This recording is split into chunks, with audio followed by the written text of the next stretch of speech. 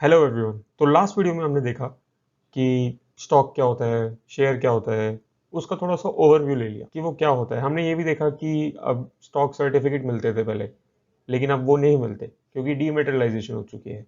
अब क्या है कि वो डीमेट अकाउंट में इन डिजिटल फॉर्म मिलते हैं हमें, जो कि आसान चीज़ भी है हमारे लिए। ट्रांसफ़र में आसान है, खरीदने बेचने में आसान है, तो वो चीज़ अच्छी हो गई है।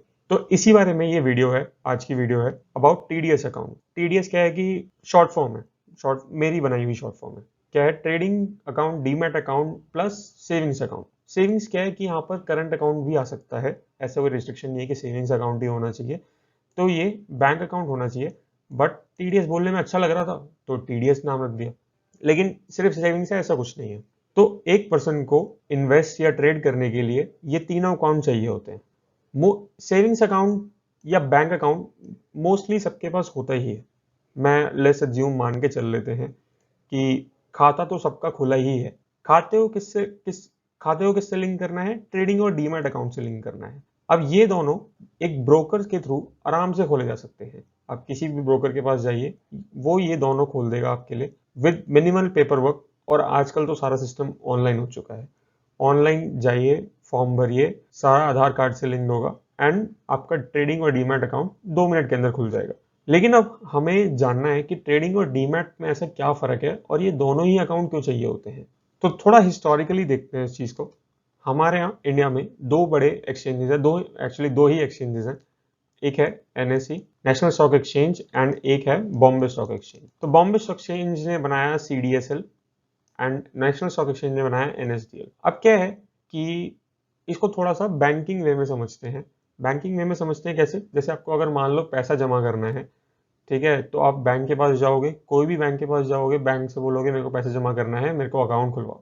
तो अकाउंट कौन से खुलवाएंगे? Savings account, normal savings account. Savings account का पर्पस ही क्या होता है कि आपको पैसा जमा करके रखना है। आपकी इतनी कोई लेन देन नहीं है, नॉर्मल ट्रांजेक्शन हो जाती है महीने की, एक दो तीन ज्यादा से ज्यादा। तो उसमें क्या होता है कि आपका नॉर्मल सेविंग्स अकाउंट ओपन हो जाएगा, आप अपना पैसा उसमें जमा करोगे, वो आपके डिपॉजिट बन जाएगा।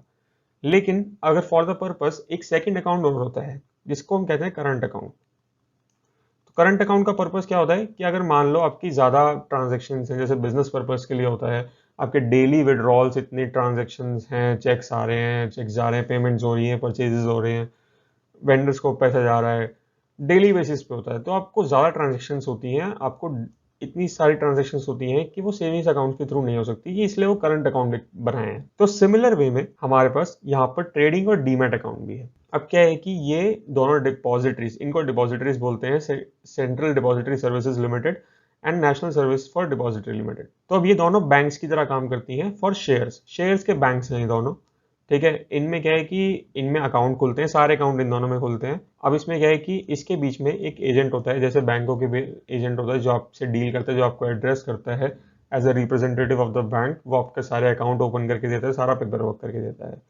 तो इनके बीच में भी और हमारे बीच में भी एक एजेंट होता है। तो इस एजेंट को बोलते हैं डीपी। डीपी का मतलब होता है डिपॉजिटरी पार्टिसिपेंट। डिपॉजिटरी पार्टिसिपेंट कौन होते हैं? सारे ब्रोकर। हम ब्रोकर के पास जाते हैं कि हमारा अकाउंट खोल दो, डीमैट और ट्रेडिंग अकाउंट। तो वो सारे ब्रोकर पेपर वर्क करते हैं और इन दोनों में से किसी एक में आपका अकाउंट खोल देते हैं। तो ये था बेसिक चीज। अब मैं आपको थोड़ा सा डेटा बताता हूँ जिससे आपको थोड़ा सा और समझने में आसानी होगी कि क्यों ट्रेडिंग और डीमैट अकाउंट इज रिक्वायर्ड, ठीक है। तो सबसे पहले ये सारा डेटा पब्लिक डोमेन में है, आप सब जाके चेक कर सकते हैं। मैं अभी आपको शो भी करूंगा ऑनलाइन। इन मैंने जो लिंक्स ओपन करूंगा वो सारे डिस्क्रिप्शन में मेंशन्ड है, आप वहां जाके चेक कर सकते हैं। सबसे पहले चेक कर लेते हैं नंबर ऑफ कंपनीज लिस्टेड, मतलब कितनी कंपनीज एक्चुअली में हमारे यहाँ लिस्टेड है as listed to offer shares to the general public, जो सेल परचेज में है, जो ट्रेड हो रहे हैं। ब्राउजर में जाएंगे तो list of securities listed in BSc, तो यहाँ पर पहला लिंक है बीएससी से, वेबसाइट का ही लिंक है। यहाँ पर सेगमेंट में मैं इक्विटी चूज कर रहा हूँ क्योंकि सारी कंपनीज जो स्क्रिप्ट्स हैं वो सारी इक्विटी के अंदर आ जाती हैं, और जो ऑप्शंस हैं वो म्यूचुअल फंड्स के हैं, प्रेफरेंस शेयर्स के हैं, डिवेंचर्स के हैं, जो उन्हीं कंपनीज के होंगे।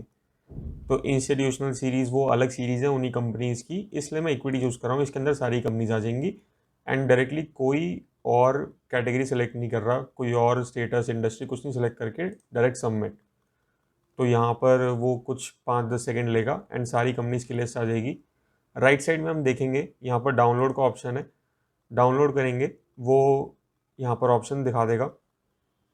इसको ओपन करेंगे तो ये एक्सेल में सारी लिस्ट आ जाएगी। मैं इसको डायरेक्टली लास्ट रो चेक कर लूँगा। जो हमारी लास्ट रो है वो हमें 8992 यानी कि, तो इसका मतलब है कि हमारे पास 8,992 कंपनीज लिस्टेड हैं अभी भी हमारे पास। तो नाउ यू हैव सीन कि 9,000 ऑलमोस्ट 9,000 कंपनीज लिस्टेड हैं ऑन BSE।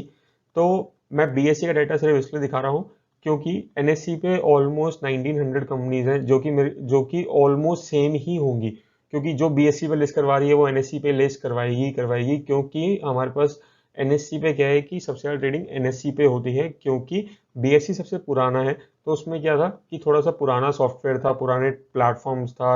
NSE क्या है 1995 में आया एंड बिल्कुल मॉडर्न टेक्निक्स के साथ, टेक्नोलॉजी के साथ, ज़्यादा प्लेटफॉर्म, कन्वीनियंट प्लेटफॉर्म था, जल्दी ऑर्डर्स लगते थे, तो उस पर ज़्यादा ट्रेडिंग होती है। तो अब कोई कंपनी BSE पे लिस्ट होगी तो NSE पे भी लिस्ट होगी। तो इसलिए मैं एज्यूम करके चल रहा हूँ कि जो NSE पे कंपनीज लिस्टेड है 1900 के अराउंड, वो इस 9000 के पार्ट होगी। तो अप्रोक्सीमेटली 9000 कंपनीज लिस्टेड है। ठीक है, अब हम देखते हैं कि नंबर ऑफ डीमैट अकाउंट कितने हैं।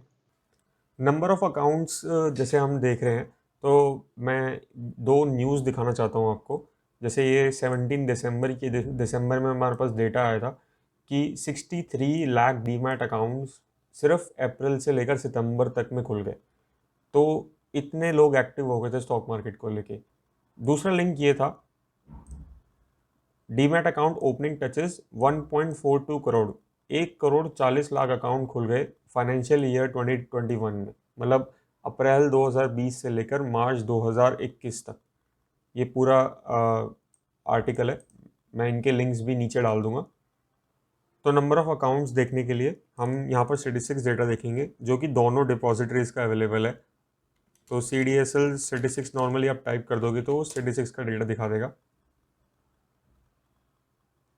इसको मैं सेपरेट टैब में ओपन कर लेता हूँ। ऐसे ही NSDL का भी सर्च कर लेंगे, ये भी दिखा देगा। इसको भी सेपरेट उसमें खोल लेते हैं।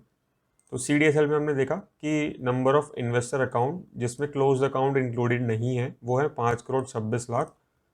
एंड NSDL का देखेंगे तो NSDL में जो क्लाइंट अकाउंट एक्टिव हैं वो हैं 2,46,00,000। तो आपने देखा कि BSE पे 5.26 करोड़ डीमैट अकाउंट्स हैं एंड NSE पे 2.46 करोड़ डीमैट अकाउंट्स हैं। 7.25 करोड़ डीमैट अकाउंट्स हैं, जिसमें से हमने देखा अभी कि 1.42 करोड़ सिर्फ फाइनेंशियल ईयर 21 में खुले।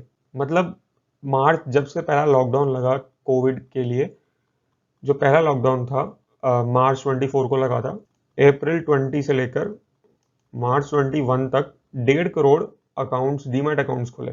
ऑलमोस्ट 20% ऑफ टोटल जो अभी हैं। तो इतने डीमैट अकाउंट लॉकडाउन में खुले क्यों? क्योंकि सबको पता था कि जो पुराना क्रैश आया था हमारे पास 2008 का, तो उसके बाद से एटलीस्ट ये है कि 2008 वाली अवेयरनेस तो नहीं है। अभी भी हमारे पास कंप्लीट अवेयरनेस नहीं है, बट 2000 कंपेयर टू 2008 जो क्रैश हुआ था, उससे तो काफ़ी अच्छी अवेयरनेस है हमारी मार्केट में, क्योंकि लोगों ने तब से अब तक काफ़ी सिखाया है लोगों को कि इन्वेस्ट करो, लॉन्ग टर्म इन्वेस्टिंग करो, इकोनॉमीज में भरोसा रखो, देयर आर डेवलपिंग इकोनॉमीज हैं। तो क्या हुआ कि सबको दिखा कि काफ़ी अच्छा एक लॉकडाउन हुआ है, एक मार्केट ने बहुत बढ़िया फॉल दिया हुआ है। तो जो इन्वेस्टेड नहीं है, जिन्होंने मार्केट देखी भी नहीं थी इस तरफ की इन्वेस्टमेंट करेंगे वहाँ पर, या जो ऑलरेडी मार्केट में थे, उन्होंने, जिनका काफ़ी अच्छा पैसा लगा हुआ था, उनके लिए भी ये सबके लिए बेस्ट अपॉर्चुनिटी थी कि अपना पोर्टफोलियो अपग्रेड करें। जब market almost 50%, Sensex was at 40,000 and Sensex came down to 24,000।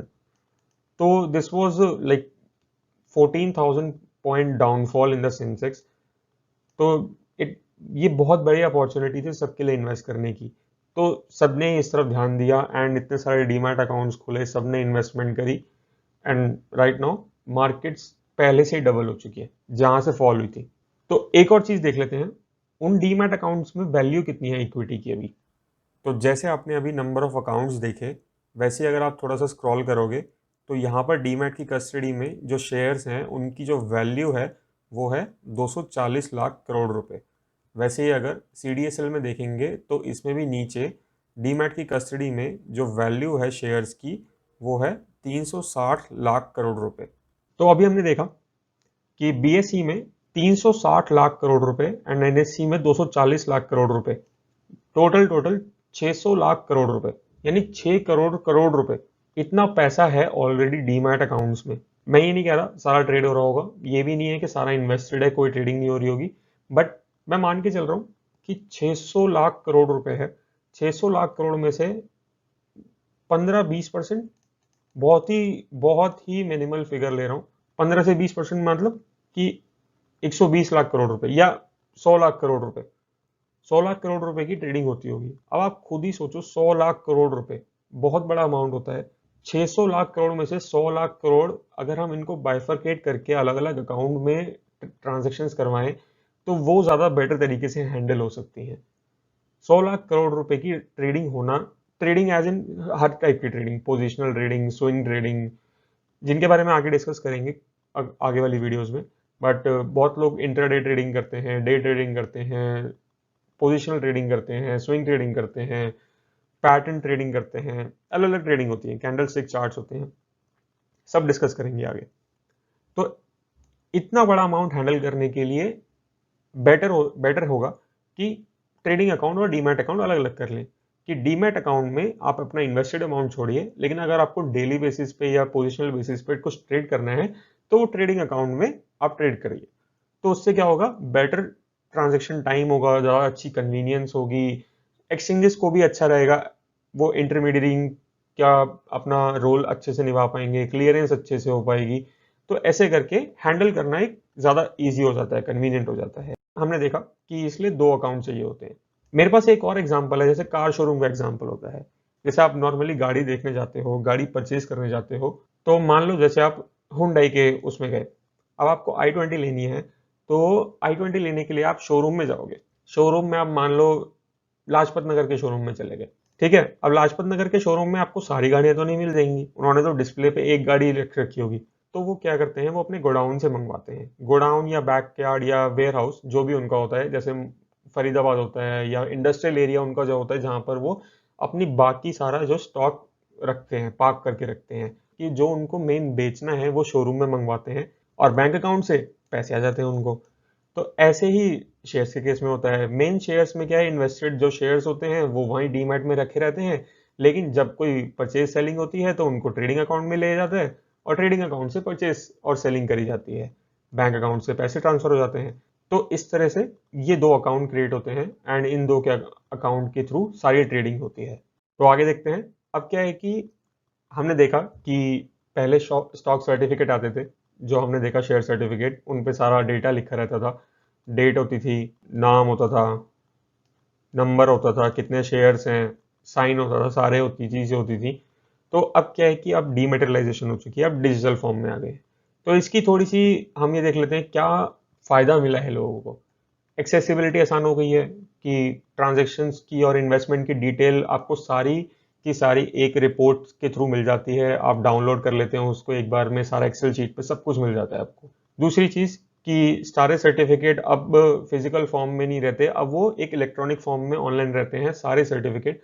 तो क्या होता है कि डेटा मतलब सिक्योर फॉर्म में रहते हैं, आपके पास प्रूफ होता है सारी चीज़ों का, बहुत इजीली एक्सेसिबल प्रूफ होता है, रिस्क नहीं होता अब इतना।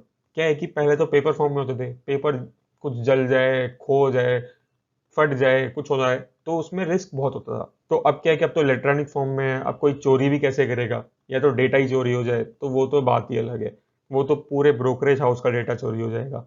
लेकिन सिर्फ आपके पेपर चोरी हो जाना स्टॉक सर्टिफिकेट के, वो बहुत एक कम रिस्क वाली चीज हो गई है। Fourth is ease of transfer. पहले क्या होता था कि जब आपके पास स्टॉक सर्टिफिकेट है, एक पेपर है, तो उसको पहले एक्सचेंज के पास लेके जाना पड़ता था, फिर वहां पर कोई पर्सन ढूंढना पड़ता था कि वो पेपर वो खरीद ले, तो उस केस में क्या होता था, पेपर आपको बेचने पड़ते थे। अब क्या है कि ऑनलाइन सब कुछ है, बेचा, शॉर्ट कॉस्ट एंड टाइम सारी बच गई, ट्रांसफर 1 सेकंड में हो जाएगा, आपको कहीं जाने की जरूरत नहीं, सारा डीमैट अकाउंट से सारी चीजें हो जाएंगी। पांचवी चीज लिक्विडेशन, वही बेचना आसान हो चुका है। ठीक है। छठा, लोन अगेंस्ट सिक्योरिटीज, ये बहुत अच्छा है। क्या है कि अब आपको क्या है कि आपके सारे जो सिक्योरिटीज हैं वो सारे अकाउंट एक जगह पड़े हुए हैं। ठीक है। सारी इंफॉर्मेशन ऑनलाइन है, किसी को भी कुछ भी चेक करना हो तो वो ऑनलाइन एक क्लिक में आपकी सारी इंफॉर्मेशन वेरीफाई कर देगा, एंड उसके बेसिस पे लोन मिलना बहुत आसान हो जाता है।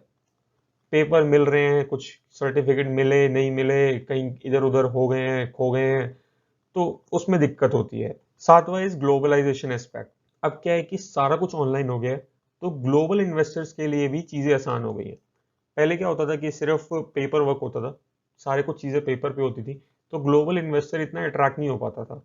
क्या है कि उसको भी पेपर वर्क में झमेला होगा, उसके लिए भी पेपर कैसे पहुंचाएंगे उस तक, कुरियर करने पड़ेंगे, अगर वो आ नहीं सकता तो, नहीं तो उसको आना पड़ेगा यहाँ पर, तो ये चीजें इतनी कन्वीनियंट नहीं थी। लेकिन अब सब चीज ऑनलाइन हो गई है, तो ग्लोबल इन्वेस्टर एक क्लिक की दूरी पर है, वो भी ऑनलाइन है, सारा प्रोसेस भी ऑनलाइन है, तो सारी चीजें ऑनलाइन आराम से हो जाती है। इसके साथ लोग पूछेंगे कि कहाँ पर कर सकते हैं हम ये सारी चीजें, तो मैं बता दूं, सारे बैंक्स में ये सेविंग्स अकाउंट तो ऐसे ही खुल जाता है, बहुत ही मिनिमल पेपर वर्क होता है। अब तो आजकल सारे प्राइवेट बैंक्स में सब कुछ ऑनलाइन प्रोसेस होता है, वीडियो केवाईसी करते ही आपका बैंक अकाउंट 5 मिनट में ओपन हो जाता है।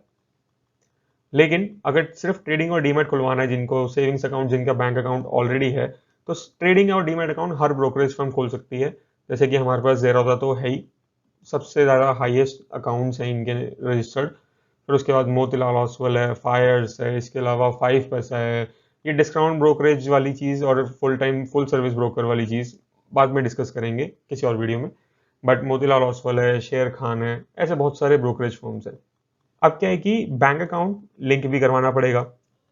अगर आप ट्रेडिंग और डीमैट अकाउंट ओपन कर रहे हो तो बैंक अकाउंट ओपन करवाएंगे तो उसमें सारे बैंक्स हम इजीली लिंक करवा सकते हैं, बट आप इसमें एयरटेल पेमेंट्स बैंक और पेटीएम पेमेंट्स बैंक मत कंसिडर कर लेना, क्योंकि वो भी डिजिटल पेमेंट बैंक्स हैं, वो अभी अभी खुले हैं, बट मेरे को लगता नहीं कि वो इतनी आसानी से लिंक हो जाएंगे, तो वो इंक्लूड मत करना। बाकी नॉर्मल जो फिजिकल ब्रांचेस हैं वो सारे अच्छे से लिंक हो जाएंगे।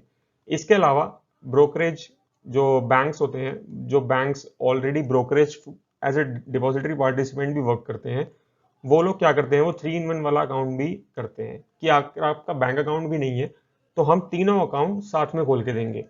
टीडीएस अकाउंट, जैसे कि मैंने कहा, ये तीनों अकाउंट 3 in 1 खोल के देते हैं, बट इनकी जो 3 in 1 खोल के देते हैं उनकी थोड़ी सी ब्रोकरेज ज़्यादा होती हैं, लेकिन वो फुल सर्विस ब्रोकर होते हैं, आपको कहीं और जाने की जरूरत नहीं पड़ती, वो सारे काम करके दे देते हैं आपके। तो इस तरह से हमने आज का टॉपिक कवर किया। अगर आपको अच्छा लगे, तीनों में से कुछ भी कर देना, आगे और भी वीडियोज आएंगी, सारे टॉपिक्स कवर करेंगे। Thank you so much.